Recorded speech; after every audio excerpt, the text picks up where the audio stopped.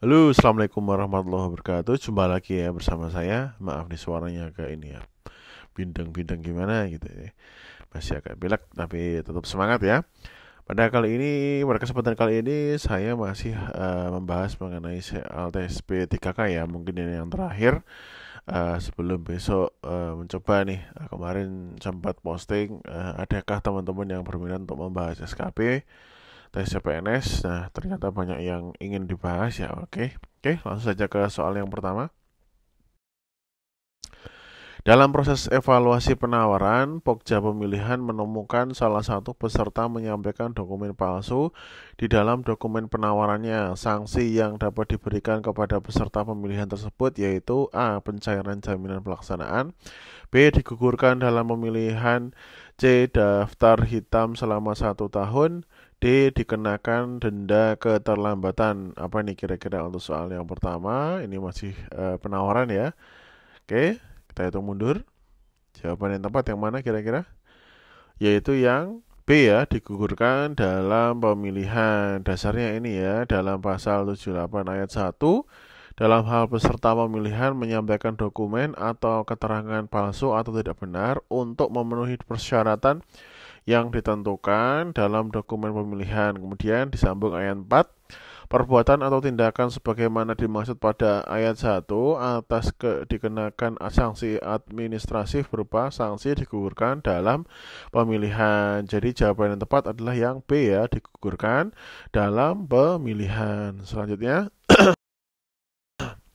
prinsip pengadaan yang harus diperhatikan dalam identifikasi kebutuhan barang jasa yaitu A. Efisien dan efektif, B. Transparan dan terbuka, C. Bersaing dan adil, D. Transparan dan efektif. Kira-kira yang mana? Kita hitung mundur lagi ya teman-teman. Untuk soal nomor 2, A, B, C, D, yaitu yang A ya, efisien dan efektif. Nah ini, prinsip efisien dan efektivitas harus diperhatikan dalam identifikasi kebutuhan barang jasa agar pengadaan barang jasa dilakukan oleh pemerintah dapat memenuhi kebutuhan dan tujuan yang telah ditetapkan dengan biaya yang seminimal mungkin. Kemudian prinsip efisiensi berarti bahwa pengadaan barang jasa harus dilakukan dengan biaya yang seminimal mungkin tetapi tetap memenuhi kebutuhan dan tujuan yang ditetapkan. Prinsip efektivitas berarti bahwa pengadaan barang jasa harus dapat mencapai tujuan yang telah ditetapkan. Jadi untuk soal nomor 2, jawaban yang tepat adalah yang A ya, yaitu efisien dan efektif. Selanjutnya, pengadaan barang jasa di bawah ini yang tidak dapat menyebutkan merek dalam penyusunan spesifikasi teknis yaitu A. Pengadaan cartridge untuk printer EFG, kemudian B. Penggantian bagian automatic rescue device ARD pada lift ya, kayak partnya di lift atau suku cadangnya ya. Kemudian C. Pengadaan server melalui e-purchasing, D. Pengadaan kendaraan dinas melalui tender. Kira-kira untuk soal nomor 3 yang mana? Kita hitung mundur. A, B, C, D. Yaitu yang D ya, pengadaan kendaraan dinas melalui tender. Dasarnya apa? Berdasarkan peraturan Presiden nomor 16 tentang pengadaan barang jasa pemerintah, pasal 19 ayat 2, penyusunan spesifikasi teknis KAK dimungkinkan menyebutkan merek ya terhadap komponen barang jasa nih komponennya, kemudian suku cadang ya, serta bagian dari suatu sistem yang sudah ada.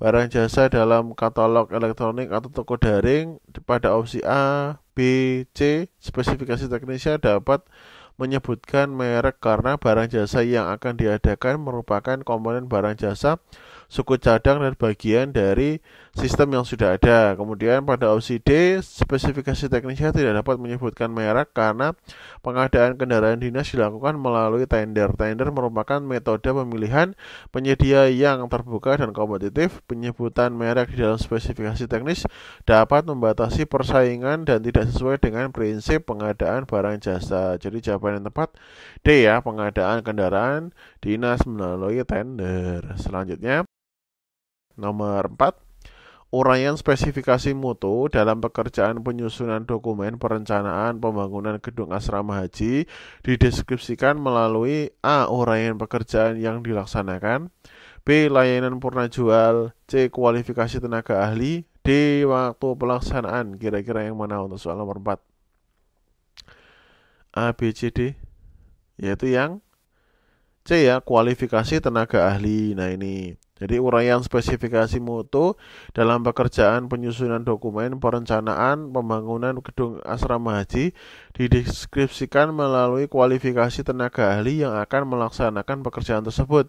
Kualifikasi tenaga ahli yang dimaksud meliputi pendidikannya, kemudian pengalaman, sertifikasi ya, kemudian keahlian. Kualifikasi tenaga ahli yang tinggi akan menghasilkan dokumen perencanaan yang berkualitas tinggi. Dokumen perencanaan yang berkualitas tinggi akan memenuhi kebutuhan dan tujuan yang telah ditetapkan, serta dapat digunakan sebagai acuan dalam melaksanakan pembangunan gedung asrama haji. Jadi jawaban yang tepat adalah yang C ya, yaitu kualifikasi tenaga ahli. Selanjutnya nomor 5.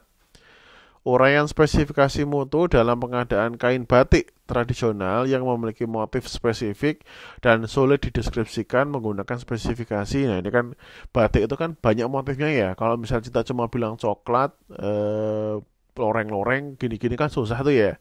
Nah ini kemungkinan kita menggunakan spesifikasi apa? A. Merek, misal merek X ya. Kemudian sampel, ini contohnya. Kemudian C. Standarisasi harus seperti ini gitu ya. Kemudian komposisi, ini terbuat dari apa saja. Kira-kira untuk soal nomor 5 yang mana? A, B, C, D. Yaitu yang B ya, sampel ya. Nah ini, jadi sampel kain batik yang memiliki motif spesifik dan sulit dideskripsikan merupakan cara yang paling tepat untuk menggambarkan spesifikasi mutu kain tersebut. Sampel kain batik tersebut haruslah mewakili motif dan kualitas kain batik yang diinginkan. Selanjutnya, komposisi biaya langsung personil dan biaya langsung non personil terhadap total biaya yang pengadaan jasa konsultasi yaitu A. Paling sedikit 60%, tidak melebihi 40%. Paling sedikit 20%, tidak melebihi 80%. C. Paling sedikit 40%, tidak melebihi 60%. Paling sedikit 30%, tidak melebihi 70%. Kira-kira yang mana untuk soal nomor 6?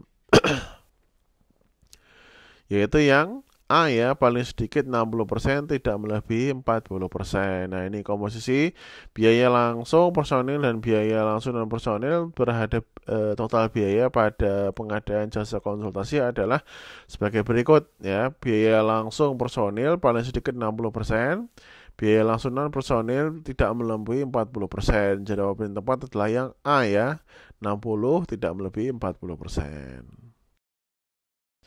Berikut ini yang merupakan ketentuan dalam penyusunan dan penetapan HPS yaitu A. Batas tertinggi penawaran pada pengadaan jasa konsultasi, B. Nilai HPS beserta rincian bersifat rahasia, C. Tidak dapat digunakan sebagai dasar perhitungan kerugian negara, D. Memperhitungkan pajak termasuk pajak penghasilan atau PPh ya. Kira-kira yang mana untuk soal nomor 7? A, B, C, D. Yaitu yang C ya, yang apa namanya, merupakan ketentuan ya. Nah ini dasarnya pasal 26 ayat 6 HPS tidak menjadi dasar perhitungan kebesaran kerugian negara ya. Untuk jawaban B yang bersifat rahasia adalah rincian bukan nilai ya. Jadi nilainya bisa di share. Kemudian untuk jawaban A, dasar untuk menetapkan batas tertinggi penawaran yang sah dalam pengadaan barang, pekerjaan, konstruksi dan jasa lainnya, tidak cuma jasa konsultasi ya. Oke, selanjutnya nomor 8. Kontrak gabungan lamsam dan harga satuan dapat digunakan untuk hal berikut kecuali pekerjaan konstruksi yang terdiri dari pekerjaan pondasi, bangunan atas dan pekerjaan mekanikal elektrikal. B. Pekerjaan pengadaan barang yang terdiri dari barang yang memiliki spesifikasi teknis yang jelas dan barang yang memiliki spesifikasi teknis yang jelas. Kemudian C. Pekerjaan jasa konsultasi yang terdiri dari pekerjaan yang dapat didefinisikan dengan jelas dan pekerjaan tidak dapat didefinisikan dengan jelas. Kemudian D. Pengadaan barang jasa spesifikasi teknisnya mudah berubah dan tidak dapat didefinisikan secara pasti. Kira-kira yang mana?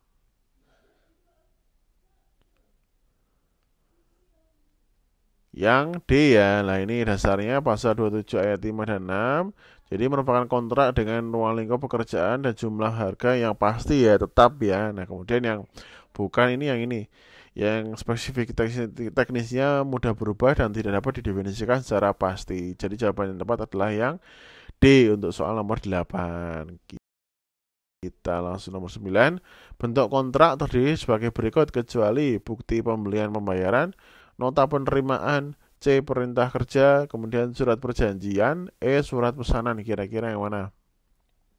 A, B, C, D, E, yaitu yang B ya, nota penerimaan. Nah, ini dasarnya pada pasal 28 1 Perpres 12 nih, bentuk kontrak terdiri dari atas bukti pembelian atau pembayaran, kwitansi, surat perintah kerja, kemudian surat perjanjian dan surat pesanan. Selanjutnya soal terakhir nih, jaminan pengadaan barang jasa terdiri atas beberapa hal berikut kecuali A. Jaminan penawaran, sanggah banding, pelaksanaan uang muka, sama jaminan perawatan. Kira-kira yang mana untuk soal nomor 10?